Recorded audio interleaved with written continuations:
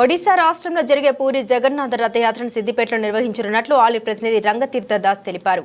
ఈ మేరకు సిద్దిపేట ప్రెస్ క్లబ్లో నిర్వహించిన మీడియా సమావేశంలో ఆయన మాట్లాడుతూ ఒడిశా రాష్ట్రంలో మాత్రమే జరిగే జగన్నాథ రథయాత్రను హరే కృష్ణ సత్సంగం ఆధ్వర్యంలో మొట్టమొదటిసారిగా సిద్దిపేటలో నిర్వహించనున్నట్టు తెలిపారు.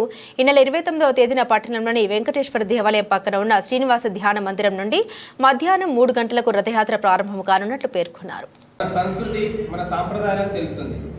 కాకపోతే ఇప్పటి కాలంలో చాలా మంది ఆ దేవాలయాలకు వెళ్ళడానికి అర్థమవుతున్నారు. కాబట్టి సోమవారే ఆ జగన్నాథుడు శ్రీకృష్ణ భగవానుడే వీళ్ళందరినీ కలవాలని ఆయననే మందిరం నుండి బయటకు వస్తున్నాడు. అదే ఉత్సవం ఈ జగన్నాథ రథోత్సవం. లక్షలాది మంది ఈ రథోత్సవంలో పాల్గొంటారు.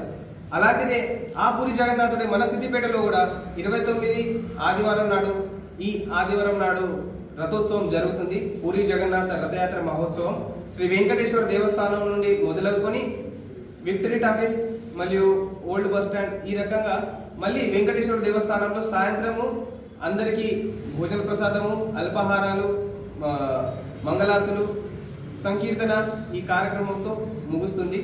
దయచేసి మన సిద్దిపేట పట్టణ వాసులందరూ కూడా ఈ రథయాత్రలో పాల్గొనాలని మా యొక్క విన్నపము. ఎందుకనగా ముఖ్యం రథేతు వామనం దృష్ట్యా పునర్జన్మన విద్యతే అనే వామన పురాణం చెప్తుంది. అంటే ఈ జగన్నాథుని రథం లాగిన రథయాత్రలో పాల్గొన్న వారి యొక్క జన్మజన్మాల చక్రాలనేటి అక్కడే ఆగిపోతాయి. అందుకొరకే వస్తున్నాయి జగన్నాథ రథ చక్రాలు వస్తున్నాయని శ్రీశ్రీ గారు మనకు తెలిపారు.